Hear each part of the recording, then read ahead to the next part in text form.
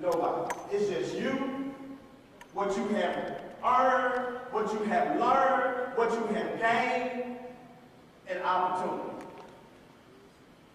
The first step in that process is, listen, I want to encourage you guys, master the information. It's free for you now. It's free. Master it.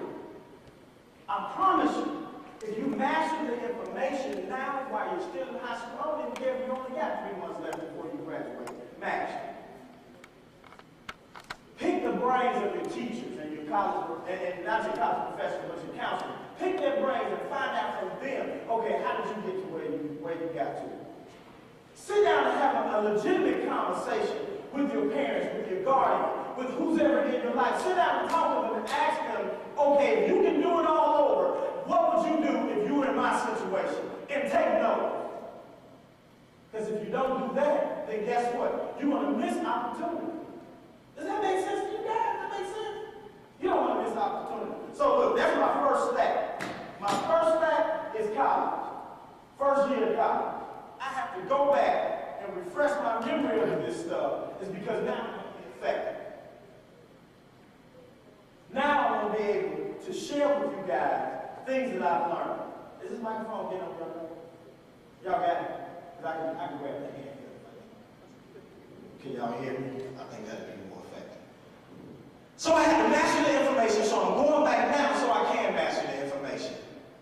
Because at 42 years old, here's what I realized. All the mistakes that I made, all the failures I made in the past, guess what? I cannot use it now to prepare me in the future unless I use it positively.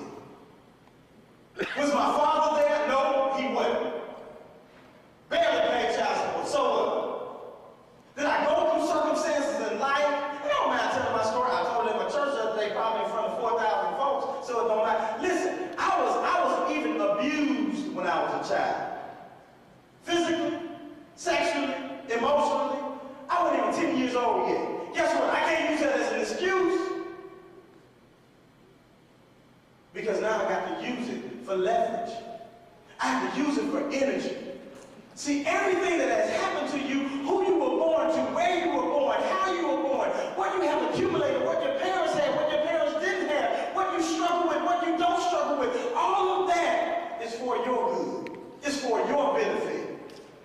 It's so you can excel. It all has a purpose. It didn't just happen just because God wanted it to happen. It happened because you're special and you needed to go through that. You needed to experience that so you can be better. But guess what? If you don't look at it as an advantage and you look at it as defeat, you'll never be successful. Let me see those hands again. How many of you said you really want to be successful? Raise your hand. You're going to have to work hard. That's my first stack. Now my second stack.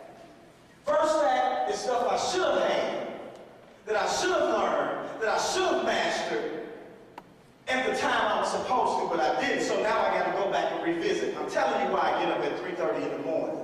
I get up at 3:30 in the morning. It's because I have to catch up with what I didn't gain or what I didn't take advantage of when it was right there before me. So because I didn't pay attention in that 8:30 class, my sophomore year in high school, because I didn't pay attention in that 9:15 class at Mississippi College, now I got to go back and revisit it at 3:30 in the morning.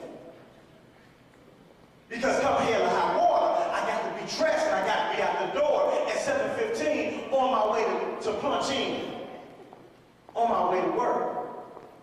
So I got to get up early so I can catch up.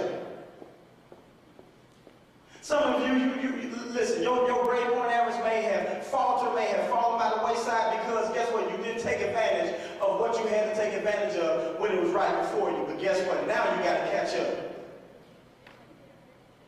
I ain't trying to embarrass nobody, but just like, because I'm going to raise my hand on this, how many of y'all with me and know right now at this point, you got to play catch up? Let me see your hand. You got to play catch up. Guess what? You can't play catch up in the same line with everybody else who's already up. So the person who's making straight A's, if they get up at 8 o'clock, I can't get up at 8 o'clock if I'm trying to catch up. That makes sense? Listen, if you're trying to catch up in your math class, you can't just do the same lessons everybody else is doing. You need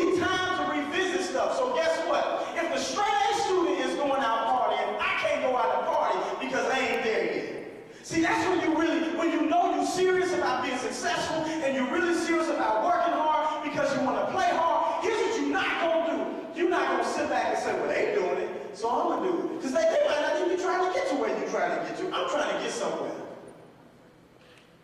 So let me tell you my routine when I wake up at 3:30. First thing I do when I wake up, when my feet hit the floor, I spend time with God. First thing I do. That's the first thing I do. I ain't playing with him. It ain't just checking the block. I ain't get down, Lord, I'm talking to him just like I'm talking to you. And I'm reminding myself of what he said to me. So I'm talking to him. The second thing I do is I get in the Word. See, this is my morning stack here. The second thing I do, I get in my Word. And I search Scripture, and I pray, and I study, and I find stuff that relate to me and where God wants me to go. See, I'm playing catch-up. I grew up in a Christian home. I grew up in a home where we went to church every Sunday. Mama was a Sunday school teacher. But I didn't master the information. I couldn't wait to get out the house at 18 years old. I was so tired of church. Oh my God, I was tired of church. I felt like at 18 years old, I had enough church to last me for the rest of my life. How many of y'all feel that way? I know y'all scared to raise your hand. Yeah, you can't wait to leave home. You're like, look, I'm good on church. Got that block check. I'm good for at least 8 years. Now it's time for me to do me. That's what I thought because I didn't master the information. So now I got to go back and I got to revisit some stuff. So that's what I do. I spend time with him first. The second thing I do is not a book up there. The second thing I do, I work out. I get up, I do push-ups, I do sit-ups, I may go to the gym, I may just go outside and run 3, 2, 1 mile, it doesn't matter. Because I got to be physically, mentally, and spiritually prepared. Listen, I'm 42 years old.